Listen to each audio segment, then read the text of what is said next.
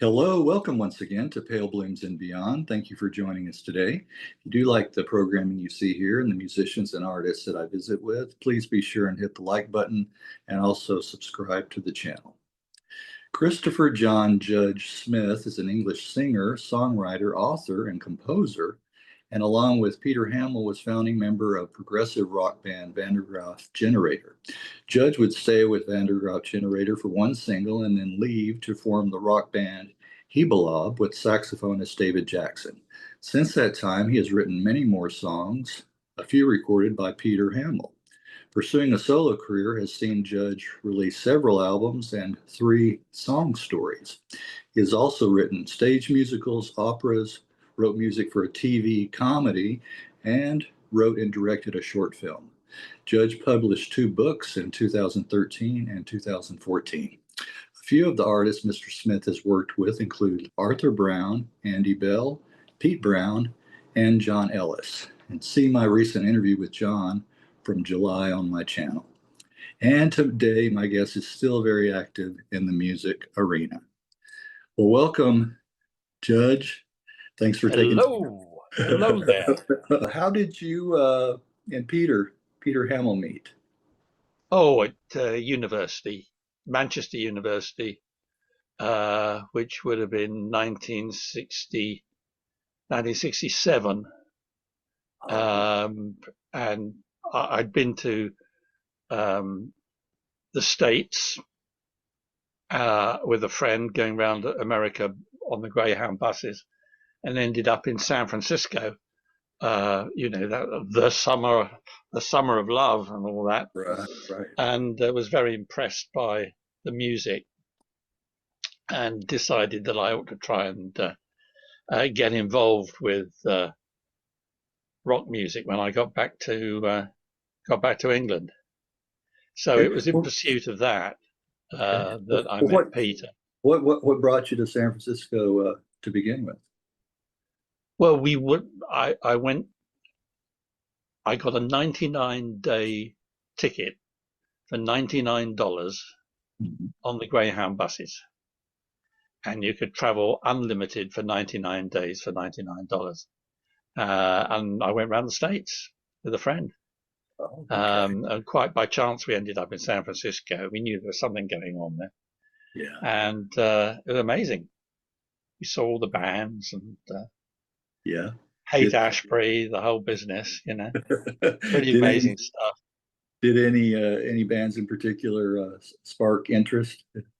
Well, we hung out with Country Joe and the Fish, which was very nice and they were very kind to us.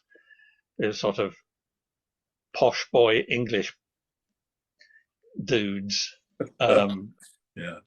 pretty much lost in that kind of ambiance. And most of them, I didn't see Janis Joplin. She was out of town. I didn't see the Grateful Dead. They weren't playing, but most of the others. I even saw the Doors. Oh, okay. Who I didn't rate very highly. We went to see them at the Avalon one night, and well, I thought, for one thing, I thought they were called the Doers, those that do, because of the accent of it must be Bill Graham or somebody saying the Doers. I thought, the Doers? What a dreadful name. And they were all pretty out of it, and I thought, oh well, we're not going to hear any more of them. Okay. And of course, the next year it was Light My Fire, and All right. Talk a little bit about the formation of Graaf Generator. Oh, right. Well, I guess I'm not sure what you call them in the States, but we have things called student unions, which are the like the social center, and they would have gigs. I usually had a big auditorium, and they would have gigs, and the standard of gigs was incredible. Yes.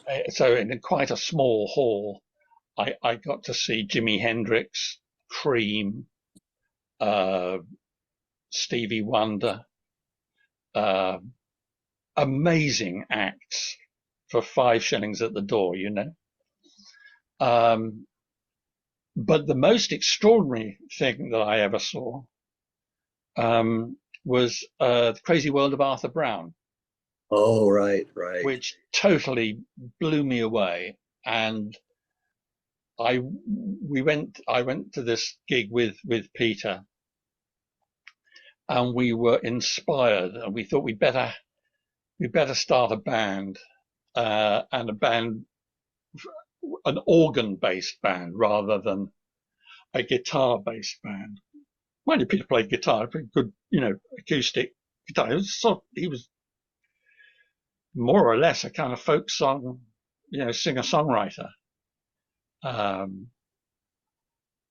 was pushing for the idea of a band, and the Arthur Brown thing was just so extraordinary, the theatricality, which appealed to me. I was reading theatre for my university course, so I was very interested in the dressing up aspect of it. Yes, yes. And I thought I was going to be the drummer. I was a terrible drummer, so bad, you wouldn't believe.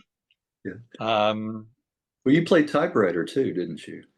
yeah, we had we did find an organ player, but he didn't have an instrument, so we did quite a few gigs, just Peter and myself, and it was the format of one Babe Magnet romantic guitar guy and Yeah. one kind of beardy playing funny instruments to the side and doing backing vocals. So it was rather the same format as Tyrannosaurus Rex. Yes, yes, Not deliberately, is because what's all we could do at the time. yes, And yes, so I played weird percussion instruments, and yes. whistles, and you Well, know, that sort of thing. well, where did the name come from? I've never heard that story. Because when I first heard the band way back, I thought this is a German band, you know. Yeah, well, I made up the name coming back on the journey back to England from America. I Oh, made a did list of this would be good band names, you know. you? Mhm. One of those was Van der Graaf Generator. I thought a generator was a good name for a band. Yeah, And then I yes. thought, well, you know, how many generators do I know? You know, the only one I could think of was Van der Graaf. Oh, all right. I'd like to hear that, the origins of names and how they come to be. And some are in a dream, I find, and others they just pick out of a hat, or the band members all throw in names and they pick different names out. So that's fascinating to me. Well, you wouldn't stay long with the band. You were on one single. Well, we got a contract very easy. It's wonderful in those days. You know, the record companies had worked out that peculiar music could actually sell. They could make money from it. So it was very easy to get a record contract as long as you were weird enough. So we got a record contract, and one of the first things I said, well, we've got to get a proper drummer, you know. Yeah. I'm not good enough. We got a proper drummer. And then I sort of realized, was this a wise move? Because I don't have a job anymore. Right. I Self-defeating. was sort of waving a tambourine and doing backing vocals, but my vocal chops were not developed at all. I was a very late developer in terms of being Yeah. able to sing. Some people would say they're still waiting for that development. I like the way I sing. I Yeah. think in fact, I'm the best Judge Smith type singer I've ever There, come across, to be honest. there you go. That's Yeah. a nice standard to hold yourself to. Yes. Right. We found a wonderful organ player, and we had a very fine drummer, and then a bass player, professional rock guy who'd been in lots of bands and knew the ropes. And really, I was a bit of a fifth wheel. Okay. But I thought, I'll start another band, Yeah. easy. Yeah. Yeah. The confidence of youth. Right. Right. Well, you have to have that early on, you know. You got to have that Yeah, yeah, confidence. Yeah. yeah. Yeah. You know, It soon goes. It soon goes. right. Well, what is a Heebalob? Ah, well, this was a band I started with a friend, Michael Maxwell Hutchinson, who I'd been to school with. I'd known him since I was 13. And we both liked jazz. Yeah. We both were big jazz fans. And we noted that bebop was named because it sounds like the music. But Oh, yeah. Yeah. Yeah. we like people like Albert Ayler and the more extreme saxophone players and uh, uh, uh, uh, keyboard players. I'm trying to think of names now. Uh, Roland Kirk was a particular favourite of mine. And we said, well, what sort of noise do they make? Yeah. And we said, oh, they go, Heebalob, Heebalob. We said, oh, Heebalob, that's it. We'll call it Heebalob. It's the world's worst name for a band. Really stupid, Yeah. stupid name for a band. Well, But well, we had our best. We weren't very good. yeah. Well, We were very ambitious, but we didn't play very well. I was supposedly singing. We were doing very ambitious, kind of like oh, okay. Zappa-esque Right. kind of kind of. Captain Beefheart-esque. No, not quite as avant-garde as that. Well, I don't know. Some of the stuff was. Max was a Okay. very Max was a very extreme and interesting soloist Yeah. on piano and guitar. Yes. But And you were our best player was a friend of his called David Jackson. David Jackson, right? And so when Heebalob ran out of steam, which Yeah. happened when the record company we just signed with went Mhm. broke, I Yeah. went in to pick up the band's first paycheck. That's the Yeah. first musical paycheck. I was so Uh-huh. proud. I went into the offices. There was a big van outside, and there were people carrying the office furniture down the stairs. Oh, And I wow. went up, and there was a secretary clearing a desk. I said, "What's going on?" He said, Yeah. "The company's gone bust." Oh, So man. Well, that rather knocked the wind out of our sails in Heebalob. So wow. So um, there were no we recordings or anything, you know. there are demo recordings. Okay. Yes, Okay. we did for Giorgio Gmelski, Oh, okay. who was the first manager of the Rolling Stones Yes, yes. and managed Magma, I think, among Right. other interesting bands. I mean, they're very much demos. They're not really good enough to go out as anything. Right. Um, uh, but when we ran out of steam, Van der Graaf, which kept on breaking up and reforming and breaking up and reforming, was reforming again at that time. So he went on to join Yeah. the latest iteration of Van der Graaf. So Yes. Yeah. um, it was an interesting connection. Yeah. And And and then you would work with Max later on too. oh Max. yes, yeah, we carried on working for years. In fact, he qualified as an architect, and I Yeah. actually worked for him for Oh, really? years. I don't Yeah. know, 15 or 20 years I worked for him as a freelance architectural assistant. Yes. Wow. Okay. Um, Did you enjoy that? Unqualified. Did Hmm? you enjoy that work? Did you enjoy that kind of work? Well, I enjoyed it in as much as I was freelance. I could say, look, I'm not going to be around for 3 months because I'm going to do something, and that would be fine. And I could go back when Yeah. I needed to earn some money. So it was very useful from that. And we did all the stuff that I did all the stuff that architects don't like to do, like talk to the clients and make Yeah. applications and that kind of stuff. Yeah. So yes, I'm still in touch with Maxwell. Yeah. Yeah. Wow, and he's In so fact, good. Go ahead. this is a good bit of news, unique to Pale Blooms. Have I got that right? Oh, pale blooms and beyond. Yes, yes, Pale, right. yes. Um,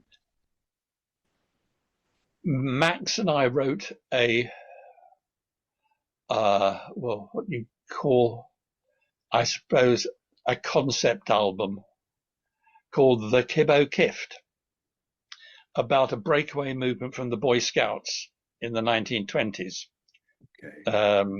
sort of the anti-war Boy Scouts.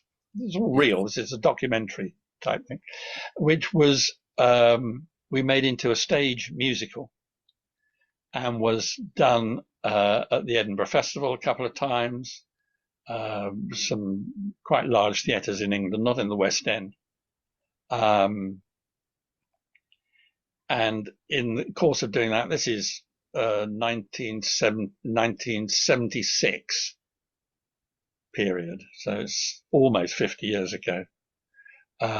Various recordings were made, demos, tapes we made to teach the actors the songs, etc., etc., and it's all coming out on CD.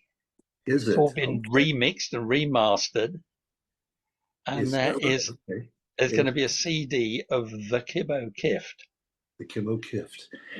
which You is know, it's an extraordinary story, but I won't go it, into all that. no, no, that's all right. I love history, I have to say, and Well, they were a breakaway movement from the Boy Scouts, yeah, um, and they then they wore Native American inspired costumes, Saxon inspired costumes.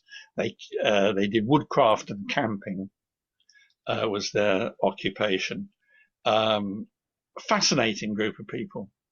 Very serious, very classy quality of their handicrafts and artwork and so on. And they then went political and espoused a very interesting and radical politico-economic theory called social credit. Fascinating stuff, and gradually transformed into a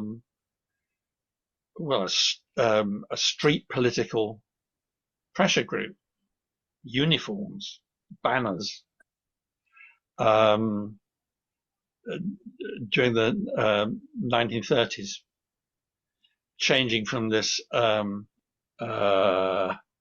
rural, country-based ethos to an urban political street uh, fighting kind of vibe. yeah, Fascinating yeah, progress, yeah. and the show Was followed. that were they kind of part of the socialist movement? Well, they were very much in between. They got it Okay, in the neck from the fascists, which okay, were active in London at the time, and from the communists. okay, okay. Neither of them liked the green shirts. They Oh, became known yeah. as the So, green shirts. oh, they were in between. Okay, and all Very right. interesting stuff. Yeah. And as a result of this musical, all these old members sort of came out from the woodwork, and a foundation was started to preserve the records and memorabilia of the movement. The actual leader, the great charismatic leader, White Fox, a writer called John Hargrave, was still alive, and we were, as these kids who'd written this musical and generated some interest in the papers and so on in this movement, we were co-opted as trustees of this Kibbo Kift Foundation to gather in and preserve all the records and memorabilia, of which there's a huge amount. Oh yeah. Um, uh, and of course, in the intervening years, everybody dies, Right. and I'm sort of the remaining trustee. Yeah. Well, I like Uh, that. It's nice to keep that story alive. Stories like that, and and that the history. collections are now held. The big collection is held at the Museum of London, uh, and then all the archives are at the London School of Economics Library. Yeah, So, but I learnt my lesson yeah. about getting involved in things, which took up years of my time, the Kibbo Kift Foundation. So it later on, let me see what date. Later on in 2000, Yeah. I put out, after about 6 years of work, I put out Curley's Airships, Right, right. I want to which talk was, about, yeah, I yeah, definitely want I'm to, very happy to talk yeah, about Curley's yeah. Airships. I want to A work. huge piece of work about the R101 airship Yes. disaster. Yeah. But of course, I I was asked to, join various airship societies and that Right. sort of thing. I thought, no. You know, I had a big airship library which I got for research yes. purposes. I sold that at auction. I thought, right, now done airships. I'm Yeah. not going to get Well, involved. what I like is, pieces of history that haven't been covered, bringing those to light. With so much history, it's been overdone. They've talked about these stories so many times, okay. But then to hear stories like that, that I've never, heard of before, It is it yeah, is an extraordinary story of right. Yeah. Well, government involvement. when is the new CD coming out? Well, I don't know. I'm not going to give any more details than that Okay. because I haven't been sort of authorized to do it. But it's an American record company. Okay. Um, the material's been remixed. Okay. It's in the pipeline for release. Very exciting. It's lovely for Maxwell Hutchinson, who is the same age as me and a wonderful composer, but has had hardly anything released on record. On record. So it's a big kick for him to have Good. this piece. It's a good piece too. It's good Well, fun. we'll go back Um, to 1974. You had a foray into film with the short film The Brass Band, oh yeah, and yeah, we know about that. it won several international awards. Yeah, yes, Oh, it yeah, did. It's yeah, true. I wanted to do that originally. When I was, late teens and wondering what I was going to do with my life, I wanted to be a film director.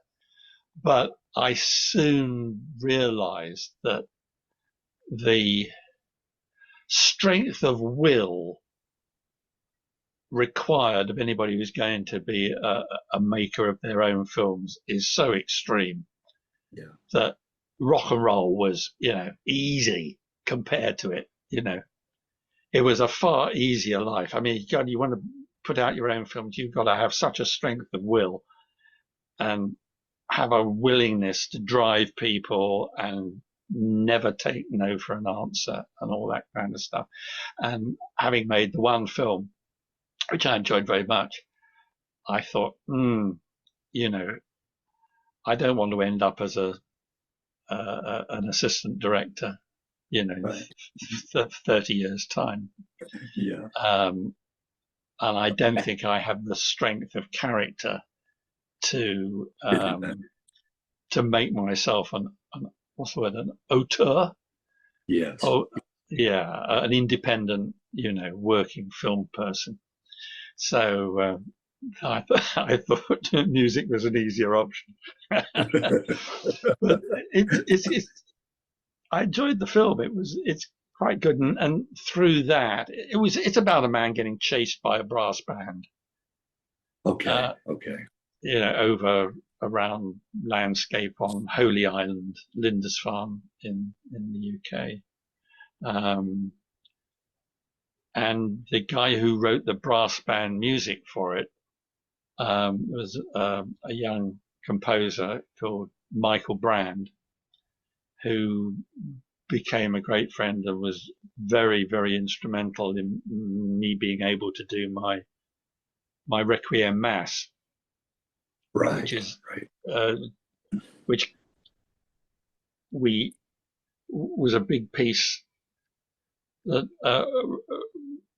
choir, rock band, 8-piece brass section, orchestral percussion, and a massive choir. So it's a very big concept. And I mean, I don't write music. I can't read music. So writing something that complicated was quite a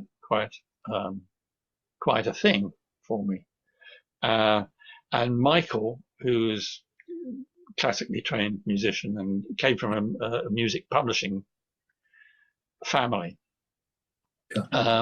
let me dictate this piece to him, note by note. I can hear music in great detail in my head. And of course, these days with digital technology, I can make demos very easily to show people what I want them to do.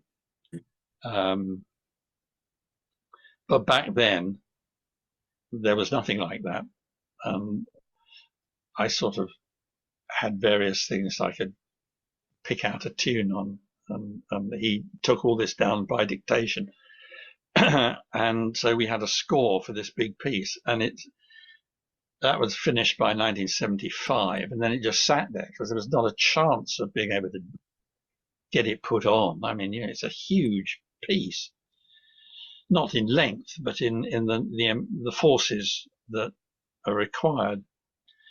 And then another composer got in touch with me, another classical a music professor got in touch with me in 2009 from Norway, a guy called Ricardo Odriozola, a Basque guy from northern Spain. He's lived in Norway most of his life. And he'd heard about this and wanted to see it. So this was a pencil and paper score, all covered in dust and, from 1975. So I bundled it up in brown paper and posted it off to him. And he transcribed it all into digital format, and then I went over and revised it, changed one of the movements that I'd never been happy with. So by 2009, we had a performable piece, but it wasn't until 2016 that I was able to get the money together to do it. My girlfriend Fiona got fed up with me saying, "Oh, I'll never do the Requiem. It's the best thing I've ever written, and I'm not going to do it." And she said, "Oh, just spend the money, do it." So I knocked a huge hole in my retirement fund. And we recorded it, and that came out in 2016. And then just last year, the conductor who conducted the choir on the record was listening to it again and thought, well, I'd like to do this live. So last year we had earlier this year in July we had the world premiere in London with a big choir, the 8-piece brass, the 4-piece rock band, the percussion, the works. Yes, July 12th. That's it. Which was a nice birthday gift for me, because my birthday is the day before July 11th. So I want to thank you for that birthday gift. See, you inadvertently, blessed me on my birthday. Yes. It was a big deal for me. It was wonderful fun, and it was a success. People liked it, and it now seems, I'm just waiting for confirmation, but it now looks like it's going to be done next year in Bath Abbey, which is a huge, ecclesiastical building quite close to where I live. So that's immensely exciting. I think I'm not sure who it was, but there's a modern composer, and I can't trace the quote, but he said something like, "It's all very well getting a first performance of a new piece. It's getting the second performance that's the it's that's the more the difficult. achievement." Yes. So Okay. I'm Yeah. especially thrilled that I've got a second performance coming up. So yeah, that was my projects tend to get both kind of long drawn out like that. It's That's how you work. 97. It's how you work. It's how you work, too. Well, Peter Hammill recorded several of your songs. He did. Which, He did which, indeed. which are you most proud of? Well, I'm always proud when anybody wants to sing one of my songs, to be honest. Yeah, I think Which they're turned all out, good. let me ask you, which turned out the way you envisioned it, Oh, I see. Yeah. Time for a Change, I suppose, Okay. is sort of the closest to the way I do them. But we're very different people. We do songs in very different ways. I want him to do my songs his way, not my way. Right. Right. Um, But that would be one that you think he did yeah, pretty good. and the Fall of the House of Usher, of Okay. course, is a big Yes. deal. Yes. That went on forever, Yes. many 20 years or something like that. Yeah. It's got wonderful music in it, absolutely wonderful music, and not many people know much about it. Right. Um, but amazing tunes. Yeah. Well, He's a great. going back, talking about stage musicals, how long had you had an interest in that going back to? Well, I like musicals. Not. I like old musicals. I don't like new ones very much. Yeah. Uh, it was because the Kibbo Kift worked quite well that we were asked to do other things. And so we wrote a mountaineering musical together. It's because, we were there and I said, we'll commission a musical from you. Okay, fine, we'll do a musical. Max and I had a band at the time. We playing around the North London pub circuit doing sort of punky stuff. So we still got some regular rock and roll playing in. But we wrote a musical called The Ascent of Wilberforce 3. It's a mountaineering musical. Oh, all right. All right. All right. About a fictional League of Nations expedition to the unclimbed peak of Wilberforce 3 in 1924. Very silly. It had a singing Yeti in it. Did it? A And then, Bigfoot singing. Okay. and then we were commissioned to do another musical. And then there was a chance to write a musical with Lena. We did Matahari. Yes, yes, yes. That was one I Uh, had question on. Yes. All right. yeah, it was. How did that go? How did that go? Well, Lena is not an actress. She's a singer. And so the idea was we'd have Lena as Matahari, supported by three actor, singer, dancers, men, who would make Lena look good. Okay. Uh, in the event, the production was not very good, and the I didn't think the cast could act, sing, or dance. so, so they ended up with Lena with Uh, her immense sort of stage presence and vivaciousness carrying the whole thing on her little shoulders. Um, but again, there's some fun songs in there, but it wasn't a success, I don't think. yeah. Well, And after that, I thought, no, I don't want to do musicals anymore. I really don't. It's well, not for me. how about your chamber opera, The Book of Hours at the Young Vic at the Oh Young. yeah. Well, I like the idea of doing these big pieces, and that was an early attempt at a big piece, a string quartet, bass guitar and drums, and singing. Okay. Um, and well,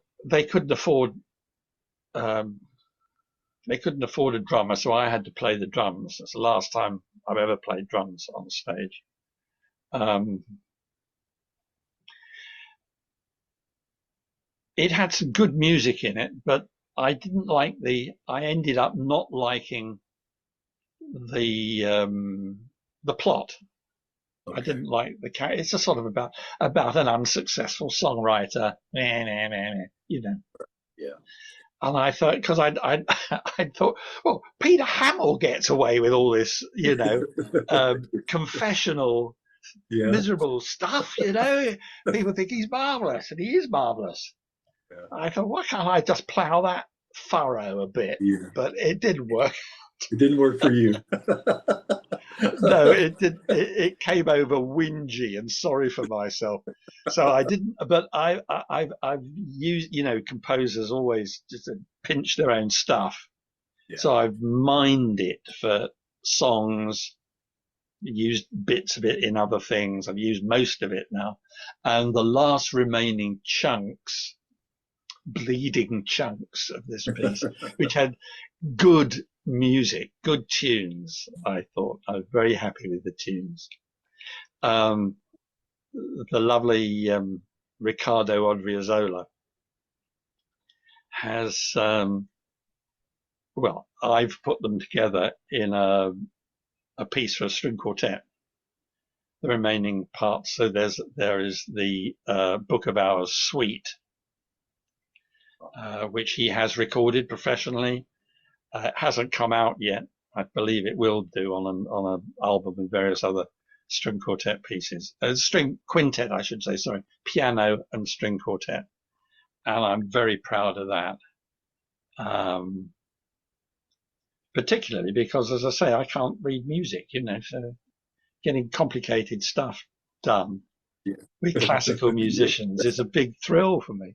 I want to ask you too about how did you come to write for the comedy show, Not the 9 O'Clock News?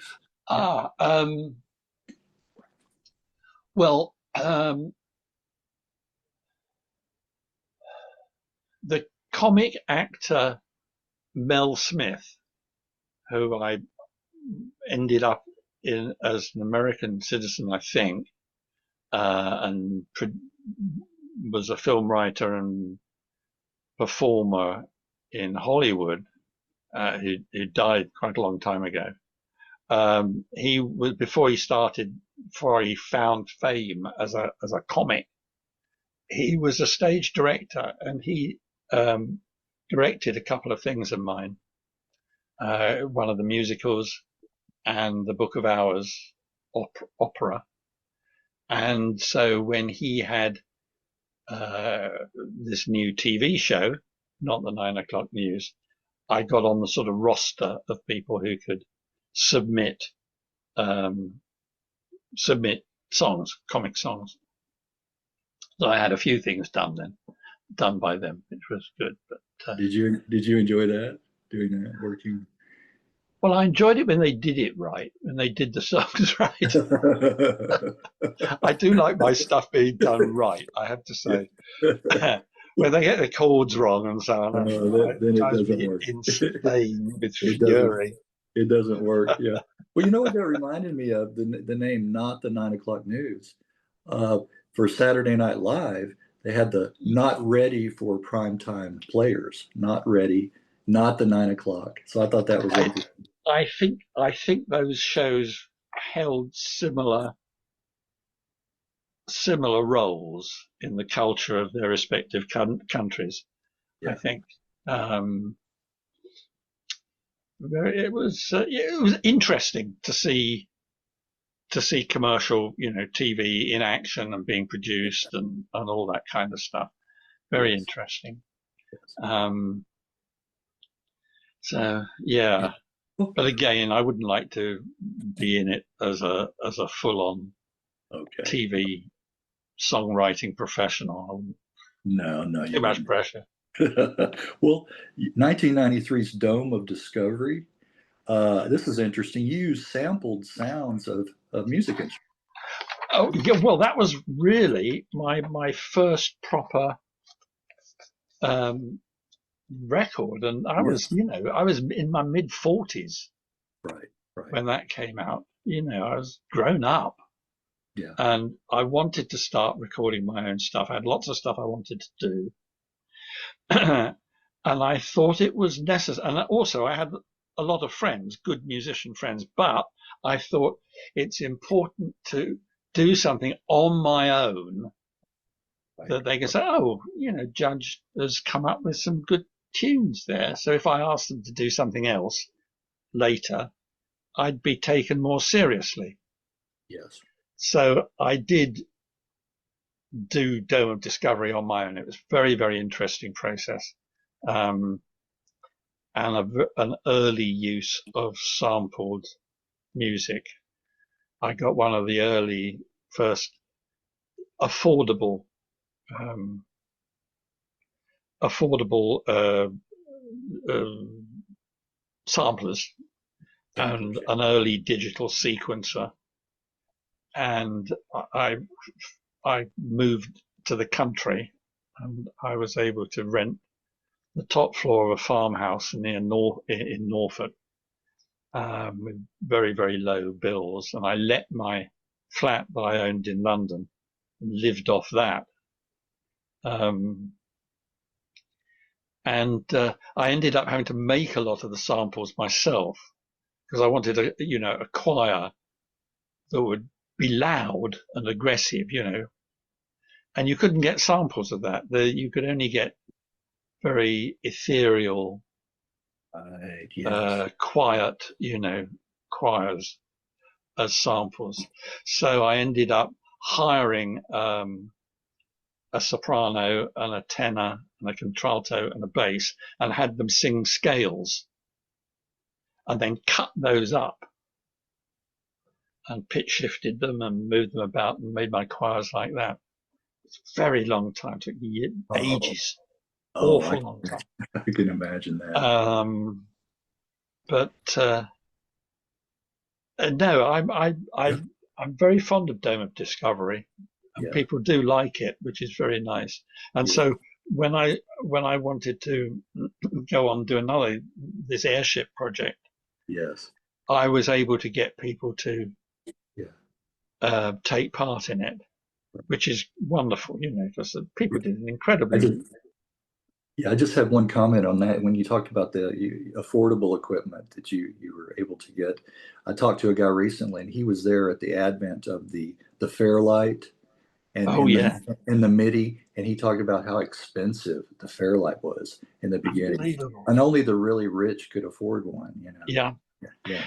I did some recording with oh, a pop star. I can't remember his name now, but he was setting himself up as a producer.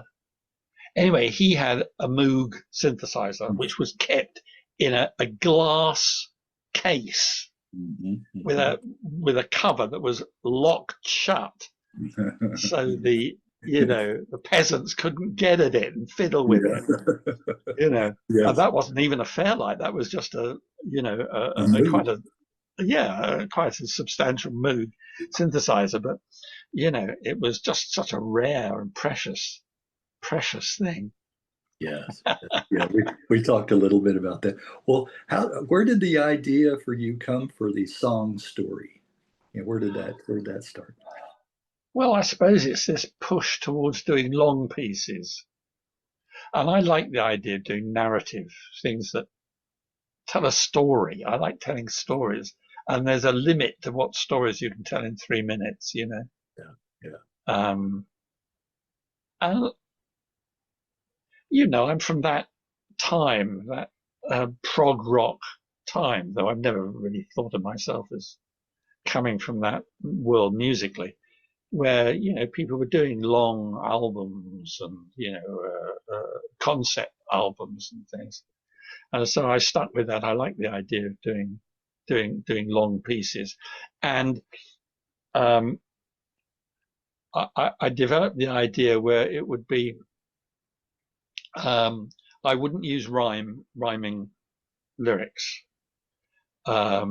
because you can tell us if you want to tell a story in rhyming verse, it takes about 3 or 4 times longer than it does if you can just use ordinary language without having to try and find a rhyme.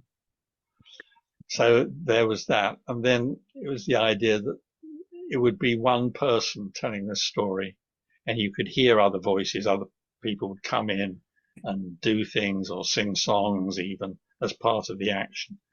But they were the rules, as it were, that I gave myself to do that.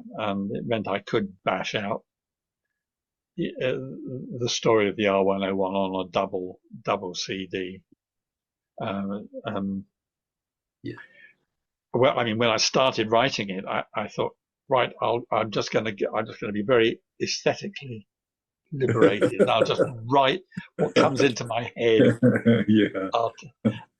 After about 6 months, I had, 40 minutes of music, and I hadn't even hardly started the story at all. You've gotten into it, yeah. Right. You knew this was going to be a. You knew this I was just going had to to be. chuck it. I had to chuck it away and start Right. again. Yeah, yeah. Yeah, you knew it was going to be epic at that point. Yeah. Yeah, but not that epic. It would have been about 6 hours long. There are limits. Right.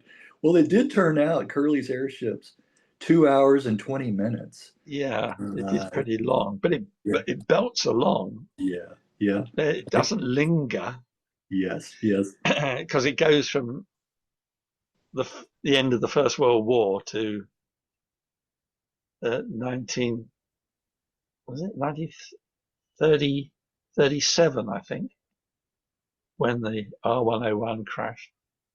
And it's a story of government interference, trying to do governments trying to run engineering projects, Yeah. which is a very bad idea, and it's the epitome of that nonsense. Right. Well, So, tell that to our president. Yeah. Tell that. and I like the Yeah. language of that period. Had lovely language, the 1920s, wonderful slang, Yeah. Yeah. wonderful, and the sort of mood of people after the First World War was amazing. They didn't give a damn, They were completely devoid of carefulness. They There was no such thing as PC back then, no, or health and safety. I mean, Okay. Yeah. the maiden flight of the R101 airship had the air minister, the head of various aviation departments, all the ship's designers, everything, all on board this thing. It Yeah. had never flown. It hadn't flown anywhere. It was, oh, well, of course it'll be fine. It'll be absolutely fine. Of course, it blew up and everybody died. But Right. it was that kind of gung ho attitude that I found very interesting. It was, of course, the same period as writing in the Kibbo Kift, so I like that interwar period, end of the First War and up to the Second War. It's an interesting period. Well, see, that's what I mean, bringing to light these stories that previously were not. I mean, we knew the Hindenburg, Yeah, and other disasters, but it's nice to shine a light on that, and bring that story to light, as well. Well, I know John Ellis was involved, and Arthur and Pete Brown were also involved. yes, a lot of good friends, and that, in fact, John Ellis invented. I said, "What the hell am I supposed to call this thing? I don't want to call it a concept album. It's such a cheesy name." And he said, "We'll call it a song story." So, Yeah. It's his creation.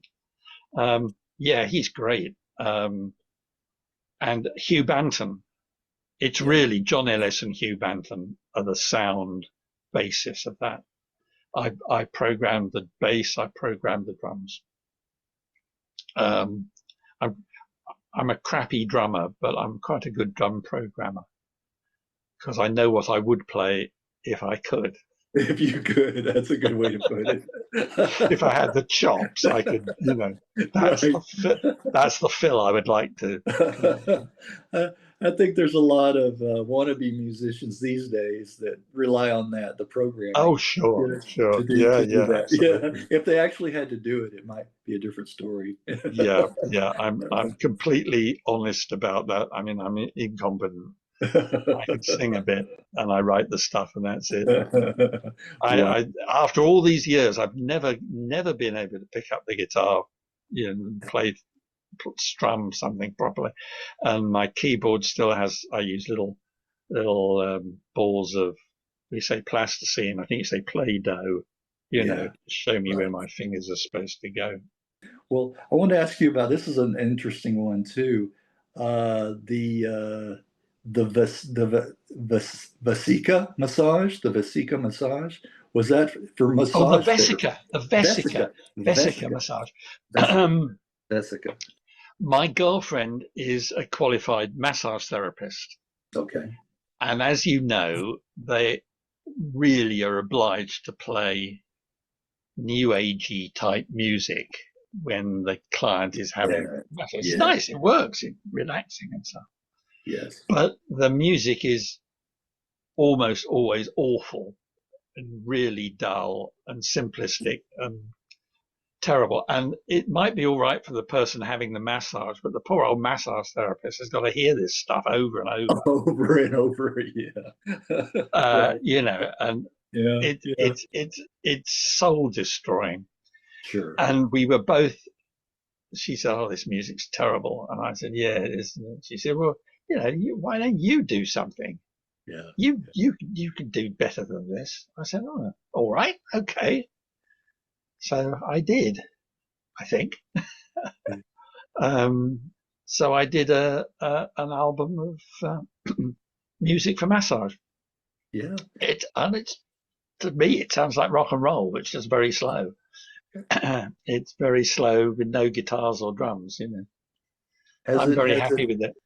has it had a practical use? I mean, Well, I thought, oh yes, it's used. She uses it all okay. the time, and it's been used in a London hospital. Oh, okay. Um, but I thought that I might sell some. I might actually make some money with this. Okay. All right. But I found out that these things are um, produced sort of daily or weekly. It was mixed. I mixed it with a guy who's done a lot of work with this kind of music. Very Yeah. good. It was a wonderful result. But he said, "Oh yeah, you get people will do a massage album in a morning." It took me 6 months to do mine. You get all the synthesizers plugged in, and you just wobble your fingers around, Yeah. gently playing these chord sequences, and bringing in a sound here and a sound there, and you can just make it up as you go along. And at the end of it, you've got a new album, and they're generally not even credited to writers. The ones that sell in bulk are just generic. Yeah. Yeah. The companies buy them for a sum of money from the person who's done them. I had no idea it worked like that. Right. Oh, I've never made any money from it. right. A lot of that But you put in the new age category, I think, yes, it is. Well, it is genuine in that category. It's just Yeah. very slow music. It's got some lovely tunes, which incidentally, some of which I've stolen back and speeded up and used for other things. So you can't tell. Nobody knows. You Nobody can't tell. knows. Right, right. There you go. Speed it up or slow it down. Yeah, Yeah. exactly. You know, Change it up. tunes are valuable things, you Oh, know, aren't very, they? very valuable things. And if it's a good tune, you got to Yeah. make sure you get the mileage out of it. Yes, yes. Well, we'll talk a little bit. Your second song story, "The Climber," performed by a Norwegian male choir, pretty much a cappella, right? In Yeah, Norway. Yeah. yeah, it is. It's a cappella apart from a double bass. Okay. Yeah. One double bass. It's a bit of a story, this one, but I mixed an album or recorded and mixed an album in Italy, northern Italy, in the foothills of the uh, uh, what's that range of mountains in the north of Italy called? The Alps. Dolomites. Oh, The Dolomite. Dolomites, Okay. foothills of the Dolomites, Okay. and they have a tradition there. The producer took me to hear the local choir, and they have this tradition of alpine choirs, male voice choirs, and it was just so beautiful. I just wept. It was so lovely. Right. And I thought, I've got to write something in with, this format, male voice choir. Um, so I did. But these choirs are very, very, very conservative. They do a strict kind of repertoire. We couldn't get it off the ground, anybody wanting to do this. So again, it was the wonderful Riccardo Odriozola went over the score and said it was a good piece. And would I like to do it in Norway? The double bass was added at his suggestion. Good idea. And so he recruited this male voice choir to do it, and we did it live there once. Which is a incredibly nerve wracking experience, because it was the only time we ever got from one end to the other without it being a Oh, train wreck, oh, is that right? Um, Okay. and then we recorded it the next day in sections. And I love it because it sounds like a bunch of blokes, a bunch of guys Mhm. standing around and singing. It's not polished. Yeah. They sing very well, but it's got this kind of rough and ready quality about the singing, which I love, because it's about a very prissy, uptight English guy, probably sometime in the 1950s, going mountaineering in Italy, and being rather disapproving of all these rather casual, easygoing Italians. Um, and so the choir were the mountain guides and the hotel people and the locals. They were singing that. Um, it worked very well. I'm very, very, very proud of that, I have to say. Um, but again, I couldn't have done it without, these classical dudes who are willing to help me. Well, there's I nothing. think I found there's two ways to get the best out of musicians. You can be better than they are and say, "No, give me the guitar. I don't want you to do that. I want you to do this." Or get off the piano. I'll show you. I'll show you how it goes. Yeah. Or you can be utterly incompetent and say, I'm helpless. I can't do anything. Please help me. So I use One, that technique. one extreme or the other, right? Yeah, yeah. Yeah. Right. So I've been very lucky. I've had wonderful performances, wonderful creativity from musicians. Right. Um, and if I was any better at playing music, I'm not sure I would have got those You would results. have got those from them. Yes, yes. Well put. I can understand that. Well, a couple of other things I want to talk about. Your third song story, or Orpheus, or is it Orpheus? Orpheus? The Orpheus. Orpheus. It is It's just pronounced the same way. It's just Yeah, spelled different. Orpheus, like the guy, Yeah. the Yeah. I just wanted to spell it differently, and we Okay. went to a hotel in Greece which was spelt like that, the Orpheus Hotel. So I thought, Was oh, it that's good. We'll call it seven like that. separate ensembles? You used seven separate ensembles in this. Oh yeah, yeah, Yeah. yeah. It works pretty well, but it was interesting. I got to do some death metal, which I enjoy. Um, Okay, good. and there's uh, there's a rock band in it. It's got some of the I think it's got some of the best guitar solos I've ever heard, to be frank, Well, to be well, honest. old I friends, think you, John Ellis, yeah, old friends, Lena and David y- Jackson. Yeah, yeah, sure. yeah, Yeah, yeah. sure. Every, all the, all the people whose arms I could twist are involved in it, and actors and all sorts, all sorts. You chorus Um, and yeah. it works pretty well. I like Orpheus. I like all of it. To be honest, I'm terrible. I do it. Well, I enjoy my own stuff. well, I if probably you shouldn't. no, if you don't, then who else will? I Well, mean, yeah, you've exactly, got to enjoy it exactly. first off. None of them sell to any great extent, so it's just as well somebody likes them. Yeah. Well, and then I want to talk about your books. I want to talk about your books. Okay. First of all, the 2013, The Universal Next Door about life after death. Yeah. Well, I did two. There are three versions of that. It's ended up. Uh, um, it's ended up as a book called "The Universe is Made of Voices," and I'm very interested in paranormal stuff and life after death and so on. And I was very lucky; I was able to do quite a lot of experiential stuff. I was able to sit with a lot of mediums, meet a lot of people involved with that field, and I came to my own conclusions. And the book is about that. But there were two earlier versions of it, smaller versions that eventually were republished as the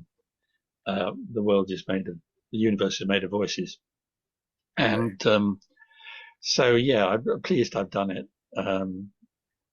But it's a very interesting subject and one that's been quite important to me. Um, and then I've done How long did it take you to write that one? quite a long time because, as you say, it came out as various different titles, Yeah. um, and was rewritten and rewritten again, and then extra bits added and all this kind of stuff. I'm not a professional author, but sorry, but I wanted to get it good, Yeah. and so there was a lot of rewrites involved, and eventually I put it out. Well, self-publishing, self-publishing, but it's